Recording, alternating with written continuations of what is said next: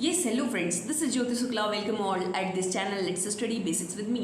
So friends, अभी आपका हुआ यूपीएससी ईपीएफओ का एग्ज़ाम और आपने देखा होगा कि इस बार का जो यूपीएससी ईपीएफओ का एग्ज़ाम था वो पिछले ईयर से अगर हम कंपेयर करें तो उस पर काफ़ी ज़्यादा डेप्थ देखने को मिला था। आप किसी भी पोर्शन को ले लीजिए, चाहे आप लेबर लॉस को ले लीजिए, चाहे आप कंप्यूटर को देख लीजिए, चाहे आप कॉमर्स के क्वेश्चंस देख लीजिए, चाहे वो आप मैथ देख लो, हिस्ट्री देख लो, ज्योग्राफी देख लो, इकोनॉमिक्स देख लो, तो सारे ही पोर्शन में हमें जो है वो डेप्थ देखने को मिलता है। बट मुझे बड़ी खुशी हुई कि मैंने ना जो 15 मिनट का एक छोटा सा वीडियो डाला था उसमें काफ़ी सारे एक्ट्स मैंने जो है वो कवर किए थे। तो उसमें से डायरेक्टली 3-4 क्वेश्चन जो है एकदम डायरेक्ट पूछा गया था। जैसे मैटरनिटी लीव पूछा गया था कि 2 अगर बच्चे हैं तो मैटरनिटी लीव कितना मिलता है, तो 12 वीक जो है वो बिल्कुल सही आंसर था।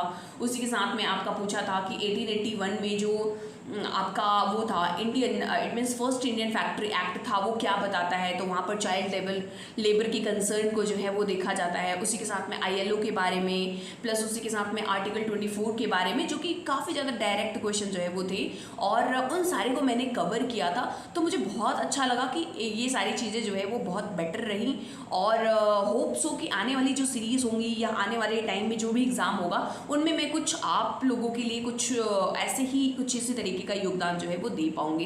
तो चलिए आइए देखते हैं कुछ क्वेश्चंस को मैंने यहाँ पर जो है उसी 15 मिनट को जो है वो क्रॉप करके रखा हुआ है और बाकी के क्वेश्चन आप देख सकते हो क्योंकि क्रॉप करने में ना काफ़ी ज़्यादा टाइम लगता है। तो चलिए थोड़ा सा देख लेते हैं। तो ये रहा आपके सामने first question, maternity benefit act 1961 से रिलेटेड, जिसे आप 15 मिनट वाले वीडियो में देख सकते हो। और बाद वाले जो पीरियड में जो छूट मिलता है, छुट्टियां मिलती हैं, वो 26 वीक की होती है, 26 वीक की, ठीक है। अब जो लेकिन आपको ये ध्यान रखना होगा कि अगर 2 या 2 से ज़्यादा बच्चा है तो उसके लिए जो है ये आधा हो जाता है, आधा इन द सेंस कि 12 वीक हो जाता है छुट्टियां, ठीक है।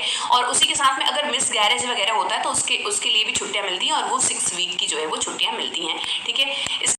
सिमिलरली आइए देखते हैं सेकंड क्वेश्चन को, 1881 के फैक्ट्री एक्ट से रिलेटेड। एक चीज और भी ध्यान रखना आप, जो है इंडियन फैक्ट्रीज एक्ट जो है ये 1881 में आया था और ये रिपन के टाइम पे आया था। आपको पता होगा कि लॉर्ड रिपन जो है वो कितना इंपॉर्टेंट पर्सन था, कितना इंपॉर्टेंट गवर्नर था, ठीक है, गवर्नर जनरल था। तो ये जो है इसने लाया था क्या, इसमें क्या था, ये एम्प्लॉय और जो चिल्ड्रेन होते हैं उनके प्रोटेक्शन की बात जो है वो करी गई थी। सिमिलरली थर्ड क्वेश्चन जो कि आर्टिकल 24 से रिलेटेड है, होगा कि मूल अधिकार जो है, मूल अधिकारों में आर्टिकल 23 एंड 24 में आपको पता होना चाहिए कि शोषण के विरुद्ध अधिकार के बारे में दिया गया। इससे बारे में भी क्वेश्चन बहुत बार पूछा गया है। 23 में क्या है कि मानवोचित मतलब काम करना, इट मीन्स कि उनके साथ ना मतलब सही से बिहेव वगैरह किया जाएगा। एंड 24 में क्या है कि छोटे बच्चों को, जो कि छोटे बच्चे हैं उनको प्रोहिबिटेड किया गया है कि वो जो है काम नहीं करेंगे, ठीक है। तो ये इसी के साथ में आपको सिमिलरली नेक्स्ट क्वेश्चन जो कि मिनिमम वेजेस एक्ट 1948 से रिलेटेड है। मिनिमम वेजेस एक्ट 1948, देखो इससे ना बहुत सारे क्वेश्चन जो है वो कई बार पूछे गए हैं, तो ये भी ध्यान रखना। इसमें एक क्वेश्चन पूछा था कि minimum and the next question, payment wages act 1936। पहला है payment of wages act 1936 minimum. इस तरीके से आप देख सकते हो सभी क्वेश्चन, जैसे कि यहाँ पर देख सकते हो डिफरेंट एक्ट्स दिए हैं द इंडस्ट्रियल से रिलेटेड, इन इधर मिसलेनियस प्रोविजन एक्ट 1952, तो वहाँ पर आप देखोगे तो सब दिखेगा आपको। एम्प्लॉयर्स प्रोविडेंट फंड जो कि आपका मिसलेनियस प्रोविजन फंड के अंतर्गत, इंडस्ट्रियल डिस्प्यूट एक्ट 1947 के बारे में पूछा था एंड उसी के साथ में फैक्ट्री एक्ट 1948 के बारे में पूछा था, ठीक है। नेक्स्ट अगेन फैक्ट्रीज एक्ट 1948 से रिलेटेड, तो इससे बहुत सारे क्वेश्चन बने थे और उसी के साथ में ये मैच करने के लिए दिया था, कुछ एक्ट्स थे और उनके प्रोविज़न के बारे में। इंडस्ट्रियल डिस्प्यूट एक्ट 1947 जो कि आप देख सकते हो उसमें कवर किया गया है।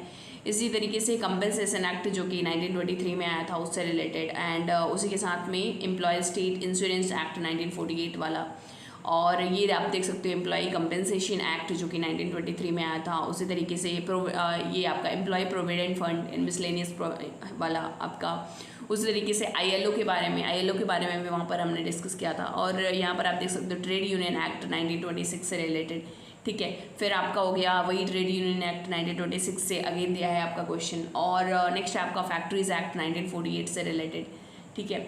नेक्स्ट आपका provision under the provision of the mines act, तो माइंस एक्ट 1952 दिया है। उसके बाद पेमेंट ऑफ वेजेस एक्ट जो कि 1936 में आया था, अगेन फिर से दिया हुआ है।